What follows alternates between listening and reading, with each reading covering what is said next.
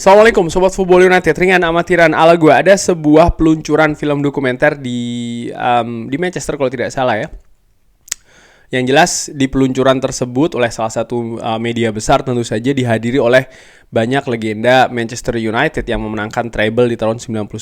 By the way, film dokumenternya juga tentang treble tersebut kalau tidak salah.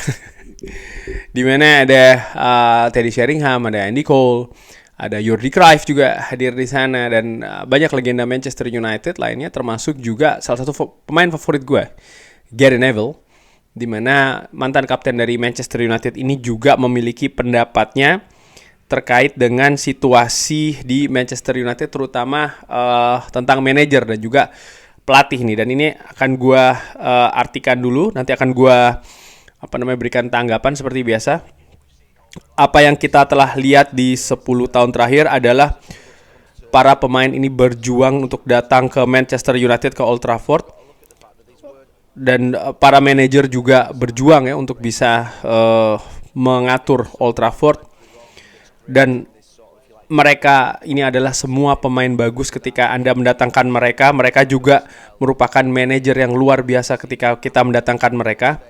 Jadi menurut saya ada sesuatu yang fundamental yang salah yang akhirnya menciptakan kesulitan di klub ini. Dan saya melihat kalau kepemilikan baru ini bisa mengatasi hal tersebut dengan mengganti personel-personelnya, dan kita bisa membuat manajer dan juga para pemain ini untuk musim depan untuk bisa lebih stabil. Saya saat ini juga melihat tidak ada kandidat yang bagus untuk posisi manajer di luar untuk momentum kali ini. Bayern Munchen juga sangat berjuang untuk mencari manajernya, dan juga klub lain pun juga demikian berjuang untuk mendapatkan manajer-manajer baru. Dan menurut saya kita harus tetap bersama dengan Erik ten Hag memberikan satu musim lagi. Dan ya, Anda melihat mudah-mudahan musim depan ini bisa lebih bebas ya dari cedera. Dan tentu saja Anda melihat ada banyak cedera musim ini. Dan saya akan katakan satu musim lagi akan lebih layak ya untuk Erik ten Hag.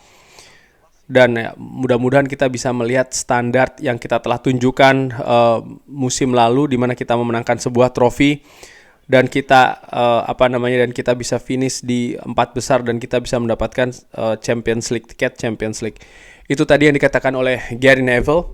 Ya, gue sepakat banget dengan yang dikatakan oleh Gary Neville. Bukan soal masalah Erik ten Hag stay atau Erik ten Hag out, enggak. Solusinya untuk memperbaiki situasi di Manchester United. Karena kalau seandainya ada dua hal ya kan, apakah Erik ten Hag out atau Erik ten Hag stay?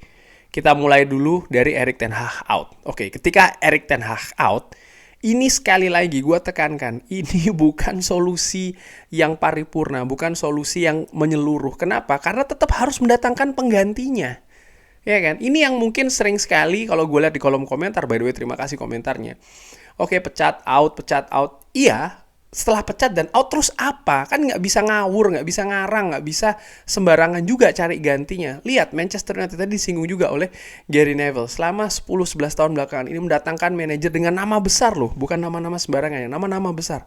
Pemain-pemain yang datang juga pemain-pemain yang kalibernya luar biasa. Tapi tidak ada konsistensi dalam prestasi, ya kan? Balik lagi, kalau seandainya memang out, kalau seandainya memang pecat, ya oke, out dan pecat. Lalu siapa yang akan datang?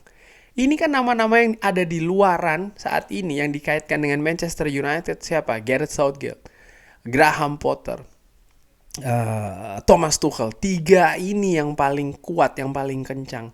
Dan menurut gue juga mungkin yang paling memungkinkan melihat, jangan lupa Manchester United harus membayar kompensasi pemecatan terhadap Erik ten Hag. Lalu ketika Manchester United mendatangkan pelatih atau manajer baru yang masih terikat kontrak dengan tim lain atau klub lain, maka harus membayar kompensasi lagi ya kan. Situasi finansial ini juga seperti apa?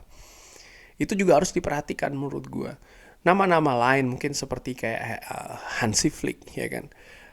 Kita juga harus melihat apakah memang dia betul-betul diincar, ada keterkaitan apa juga dia dengan manajemen baru dari Manchester United.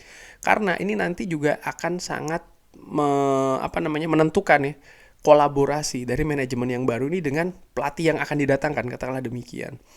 Kenapa nama Graham Potter? Kenapa nama Gareth Southgate yang menguat? Karena memang mereka ada keterkaitan ya kan dengan Dan Ashworth, dengan Sir Dave Brailsford. Hal seperti itu menurut gue juga harus dilihat. Nama-nama lain katakanlah seperti Zinedine Zidane, gue selalu tekankan kalau Zinedine Zidane memang betul-betul diincar oleh Manchester United sudah dari musim-musim yang lalu. Ini sudah pasti akan masuk namanya dengan kencang. Besar kemungkinan karena memang tidak ada pintu juga yang dibuka oleh kubu dari Zinedine Zidane gitu loh.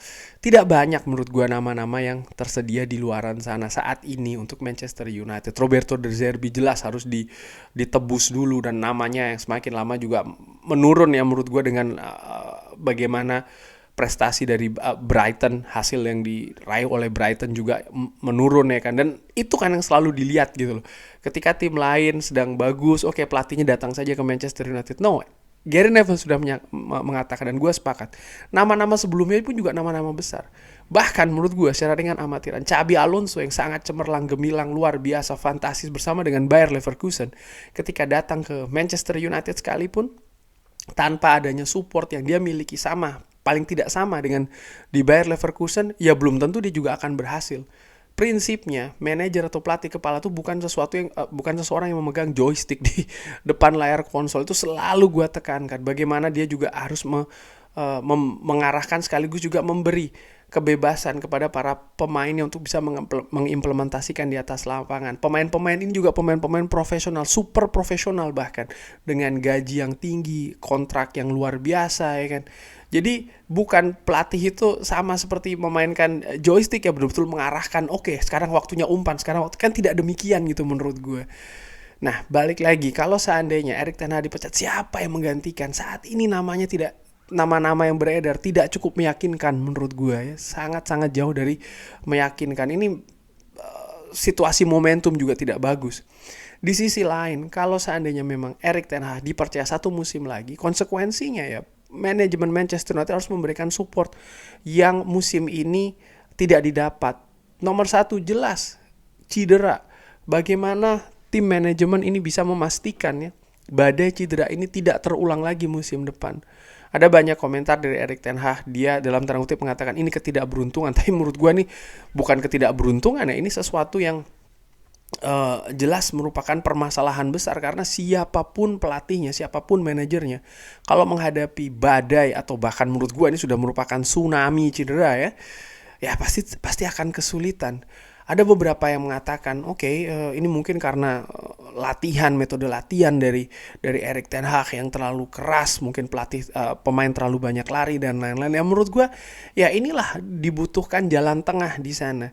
Saat ini tidak ada jalan tengah tersebut di Manchester United, tokoh atau posisi yang bisa menengahi itu semua ya, dari tim teknis dan juga pemain. Inilah pentingnya menurut gua Jason Wilcox dan Ashworth untuk menjadi jalan tengah, untuk ya menjembatani, mencari solusi lain mungkin ya, karena Erik ten Hag tentu saja ingin membangun sesuatu di Manchester United, membutuhkan sesuatu juga di Manchester United. Pemain juga mungkin punya karakter yang tersendiri yang mungkin selama ini berbeda dengan pengalaman-pengalaman sebelumnya di klub-klub sebelumnya atau bahkan di Manchester United sekalipun. Ini sesuatu hal yang menurut gue harus ada jalan tengahnya. Dan ini salah satu yang harus dicari solusi untuk musim depan. Kalau tetap seperti ini saja ya nggak akan kemana-mana gitu ya. Dan Gary Neville tadi menurut gue juga bagus ketika dia mengatakan kalau seandainya dengan support yang didapatkan dengan cedera yang lebih sedikit daripada musim ini, kita lihat apakah Manchester United bisa mengulang musim lalu, di mana musim lalu bisa meraih tiket Liga Champions, final dan juga trofi. Ini menarik menurut gue, dan di sini merupakan hal yang juga harus dilihat. Bagaimana mungkin musim pertama bisa sangat gemilang, musim kedua kok bisa jeblok? Ada apa ini? Kenapa penurunannya terlalu drastis? Tidak bisa menurut gue terlalu simpel saja. Karena menurun, pecat saja tanpa dicari solusinya. Karena apa? Kalau solusi ini tidak ada, hanya sembarangan saja cari ganti pelatih dan manajer, ini akan terulang lagi. Jelas contohnya dengan Erik ten Hag. Ini kasus yang menarik loh menurut gue.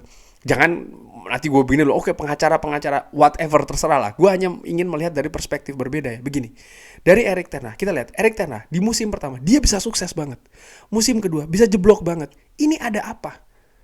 Dan sebenarnya kalau ini ditarik ke belakang, Ole Gunnar Solskjaer kan juga demikian. Beberapa musim dia sukses ya kan, dari posisi 3, posisi 2, lalu jeblok. Ada apa? Dicari masalahnya, diberikan satu musim lagi sebagai musim penerapan solusi. Kalau itu memang masih gagal, oke, disudahi. Jose Mourinho pun juga demikian menurut gue. Ketika ada musim yang bagus, dia menjadi juara Europa League, juara Carabao juga kan. Lalu jeblok, ada apa ini? Cari solusinya. Musim selanjutnya implementasikan solusinya. Kalau memang masih tetap bisa tidak berhasil juga ya, setelah ditemukan masalah dan juga dicari solusinya, dia tetap tidak bisa, gagal. Oke, selesai. Di Manchester United, musim tersebut tidak pernah ada. Ini penting menurut gue. Musim tersebut tidak pernah ada. Selalu naik, turun, selesai. Naik, turun, selesai. Ini langkah instan. Harus disudahi. Harus disudahi.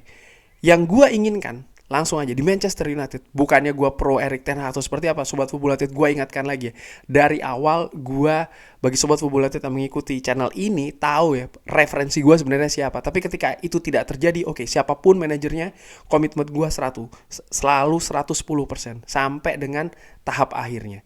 Balik lagi, yang sebenarnya gue inginkan di Manchester United adalah pelatih berhasil, naik ya. Lalu ketika dia gagal, nggak diselesaikan dulu. Tapi dicari dulu masalahnya, lalu berusaha ditemukan solusinya. Di musim selanjutnya, coba diimplementasikan. Kalau implementasi tersebut gagal, oke, selesai. Berarti emang dia gagal untuk menemukan masalahnya ya. Mungkin juga gagal menemukan solusinya. Sehingga disudahi. Dan ini yang tidak pernah ada di Manchester United. Sama, gue ingin sebenarnya Erik ten Hag pun mengalami hal seperti itu. Karena kita tidak bisa menutup mata apa yang terjadi di musim pertama. Kenapa kok bisa seperti itu bagusnya? Overachieve. Lebih tinggi daripada yang ditargetkan. Musim kedua bisa jeblok banget. Ini ada apa? Harus dicari menurut gue. Apakah cedera? Oke, cedera. Kenapa bisa cedera? Apa yang harus dilakukan? Supportnya butuh seperti apa? Di musim selanjutnya, berusaha. Solusinya ada tidak? Implementasikan solusi tersebut. Kalau memang masih jeblok lagi, oke, selesai. Periode 3 tahun kontrak tuh menurut gue sudah bagus. Mungkin yang sebelum-sebelumnya terlalu panjang ya, mungkin 5 tahun sudah. Menurut gue 3 tahun tuh udah bagus. Lihat musim pertama seperti apa, musim kedua seperti apa. Kalau memang grafiknya naik, ya kita lihat di musim ketiga. Musim pertama, seandainya ini ya, overachieve. Musim kedua, lebih naik lagi. Musim ketiga kita lihat nih. Kalau seandainya memang ada penurunan, seperti apa penurunannya? Masalahnya seperti apa? Mungkin tawarkan lagi kontrak 1 tahun. Lihat implementasi dari solusi tersebut seperti apa. Kalau memang gagal, sudahi. Itu seandainya memang, kalau seandainya 3 tahun semakin naik. Tapi kan Erik ten Hag enggak nih. Dia langsung overachieve, ya kan. Kalau jika dibandingkan dengan zamannya Ralf Rangnick, jelas dia ada peningkatan di sana. Lalu penurunan, ada apa nih? Dicari solusinya. Nah, musim ketiga dia gagal, sudah selesaikan. Dan ini juga mungkin momentumnya pas ya, karena memang kontrak dia juga habis. Artinya tidak perlu ada biaya pemecatan dan lain-lain. Tapi menurut gue ini sesuatu yang gue harapkan sebenarnya, terlepas siapapun, mau Erik ten Hag, mau siapapun pelatihnya, Manchester United memberikan satu musim tambahan untuk memperbaiki situasi di musim sebelumnya yang memang buruk gitu loh. Selama ini kan tidak ada. Bahkan kalau mau ditarik ke belakang, Sir Alex Ferguson mendapatkan hal tersebut. Dia mendapatkan musim untuk melakukan perbaikan. Setelahnya apa? Tancap gas Manchester United. Dalam jangka waktu yang panjang berprestasi. Karena formulasinya sudah ditemukan. Formulanya sudah ditemukan gitu. Sayangnya, setelah zamannya Sir Alex Ferguson, hal tersebut tidak pernah terulang lagi. Selalu ketika turun, sudahi. Turun, sudahi. Dan untuk melakukan hal tersebut, menurut gue juga butuh ketahanan ya, dari fans terutama ketika masa penurunan tersebut. Ini menurut gue, sekali lagi, gue bisa salah ya karena gue cuma ringan amatiran. Tapi setidaknya itu yang gue inginkan di Manchester United. Tapi bagaimana menurut Sobat Football United? Seperti biasa, drop di kolom komen. Terima kasih sudah menyaksikan. Jangan lupa like, subscribe. Wassalamualaikum warahmatullahi wabarakatuh. Thank you.